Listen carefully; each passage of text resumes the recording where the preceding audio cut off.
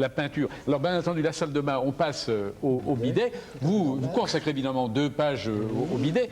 Mais alors, ce fameux bidet, vous dites au départ, évoquer le bidet fait sourire. Mais l'évoquer en 200 pages, ça fait sourire avec émerveillement. On se dit, comment peut-on écrire 200 pages sur le bidet? C'est pourtant une question extrêmement grave, cher monsieur. Ben, pourquoi? Mais parce qu'il tient à un point d'hygiène tout à fait spécial, Oui. puisqu'il concerne le sexe. Oui. Alors, au départ, alors d'abord, c'est une source de métaphore, hein, on l'appelle. Bien sûr, oui. Oui, toutes sortes de phrases là-dessus, l'autre bidet, toutes sortes d'injures. Confident des dames. Injures de bidet. C'est joli, le confident. Oui, le confident des dames, naturellement. C'est joli. Ce n'est pas moi qui l'ai inventé, c'est mon côte. Oui, oui. Bien sûr, c'est normal qu'on emploie beaucoup de métaphores. Alors, c'est un mot français qui s'est imposé dans. C'est un mot français, absolument français, qui s'est imposé dans le monde entier. Oui. Mot français parce que c'est une invention française. Ah oui, alors quand? 1740, nous avons la date précise. Et Nicolas Pévery, qui est tourneur sur bois, rue aux Ours, à Paris. Une rue qui existe toujours avec le même nom. Et ce Nicolas Pévery présente dans sa publicité ce fameux bidet que nous connaissons avec la forme violonnée. C'est la première forme. C'est en porcelaine ou en faïence, je ne sais pas exactement quel était le matériau de ce premier bidet, sur un support en bois. Et c'est tout de suite le succès. Oui. Pour les 2 sexes? Ah, pour les 2 sexes, en principe, bien sûr, oui. Mais il semble que les femmes s'en soient servies davantage que les hommes. Oui. Pour les hommes, ce sont surtout les militaires. Les officiers de cavalerie en particulier. Et bien sûr, tous ceux qui ont fait du cheval ici savent, n'est-ce pas? C'est pourquoi il y avait des modèles de voyage avec les pieds qui les pieds qui se des petites valises. Oui. C'était extraordinaire. Mais très ingénieux. Ah oui, très ingénieux. Quand on a fait 5 ou 6 heures de cheval, vous savez, on a les cuisses dans un certain état. Alors, il est bon de se tremper dans un liquide. Enfin, les hommes vont l'abandonner. Enfin, d'après vous, l'un des derniers, c'est Napoléon.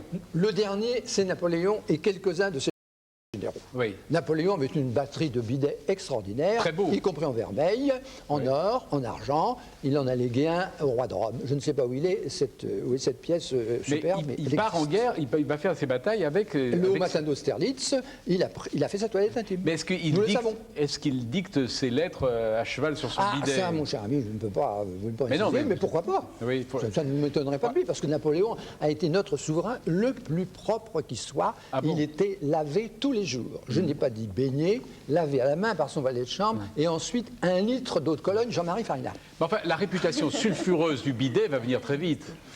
Oui, elle est déjà au XVIIIe siècle, parce que au XVIIIe siècle, les maisons de tolérance existent déjà, en particulier à Paris, et on découvre dans les inventaires de ces maisons de très nombreux bidets, qui sont en porcelaine ou en faïence, ça dépend de l'importance de la maison. Et ces dames en font un grand usage. Il n'y a que la noblesse qui, tout d'abord, s'en sert. Mais la noblesse, y compris les honnêtes femmes, parce que l'une des filles de Louis XV, Madame Adélaïde, qui est le chef du parti dévot à la cour, qui est l'ennemi des philosophes et l'ennemi des maîtresses de son père, eh bien, Madame Adélaïde a des bidets. Alors, puisque Madame Adélaïde a des bidets, n'est-ce pas, pourquoi pas toutes les autres honnêtes femmes, hein?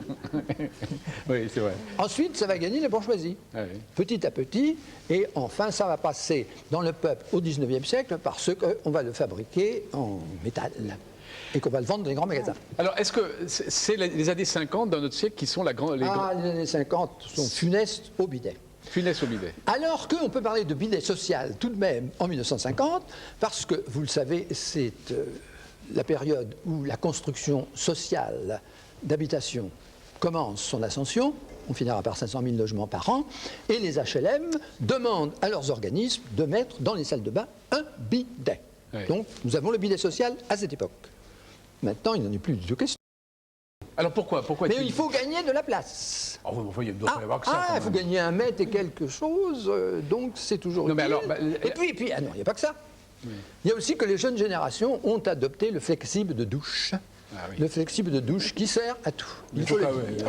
Le Mais flexible de le bidet douche. Je crois que vous avez pris un grand plaisir à lire cet ouvrage. Ah oui, non, j'étais comme fou. 200 pages sur le bidet, j'étais assez... N'est-ce pas? Ça vous Oui. paraissait impossible. Oui, mais non, presque. madame, pas de. Ah non, je l'ai dévoré Mais non, comme un roman. mais non, mais non, Oui, oui, C'est mais- passionnant. Oui, c'est vrai. Ça ouvrait, c'est une notion d'hygiène. Enfin, Oui, oui. Je voudrais dire une chose, c'est que le bidet disparaît des salles de bain actuellement en France, aussi pour une autre raison. Ça, ce sont les installateurs de salles de bain qui me l'ont dit. C'est qu'il y a l'apparition et le grand engouement pour la douche. Oui, c'est ça. Bah oui, Et oui, donc, on supprime le bidet, on refait faire une salle, on restaure une salle de bain et on enlève le bidet pour pouvoir mettre une douche à côté de la baignoire. Ce qui Oui, permet également de se servir à deux d'une salle de bain. Et ce qui était impensable il y a seulement 10 ans. Ça, c'est extrêmement nouveau. La salle de bain s'ouvre un peu au couple ou même à la famille. C'est pour ça qu'on met aussi des baignoires beaucoup plus grandes. Les baignoires sont même faites sont ergonomiques et sont faites pour qu'il y ait 2 ou 3 personnes qui puissent être dans une baignoire confortablement sans avoir les Parce que vous avez robinets trouvé que derrière le dos. Dans la scène des amants de Louis Malle, c'était pas confortable. Ça dépend de la position qu'on a, Oui, mais ah bon. là, quand on veut simplement se prélasser dans une baignoire, c'est pas très agréable d'avoir les robinets derrière le dos. Hein. Mais Ils alors, sont vers l'érotisme. Monsieur Romanelli, savez-vous, j'ai appris évidemment en lisant les Monsieur Guéant, savez-vous que l'Italie reste le grand pays, mais non je seulement sais. constructeur de Le bidets, sait. vendeur de bidets et utilisateur de bidets? Oui. Oui, c'est très important. Vous le saviez? Oui, je sais. Oui. Toujours, on trouve en Italie, toujours, dans toutes les maisons, il y a le bidet, toujours. Oui. toujours. Et comment expliquez-vous que la douche n'est pas, comme en France, remplacé le La bidet? propriété des Italiens. Oui. La Oui. propriété, je pense. Oui. Mais je me souviens seulement qu'à l'arrivée à Venise, Henri de Chambord, il a fait de grands travaux dans son palais. Il a fait rénover complètement tout le système de bains, etc. Avec un grand. Les Vénitiens étaient très étonnés de ces grands travaux. Il a porté le système anglais, on disait. Oui. Voilà. Très jolie histoire du bidet. Mais alors, 2 petites choses, je voudrais quand même. Je ne connaissais pas l'expression accorder ses faveurs. Ah, mon cher ami, je vais vous raconter ça. Vous Ah l'avez oui, vu, mais oui, bien sûr, accorder ses mais faveurs j'ignorais. naturellement. Ah, le dites aux téléspectateurs. Madame l'a très bien dit, elle a parlé de la liberté sexuelle qui régnait au Moyen-Âge et au XVIe siècle, ce que l'on ne retrouve pas dans les manuels qui sont à l'usage des adolescents et même des étudiants de la Sorbonne. On leur dit que ces périodes étaient des périodes, tout de même on se tenait, on ne se tient pas du tout, absolument pas, dans aucun domaine.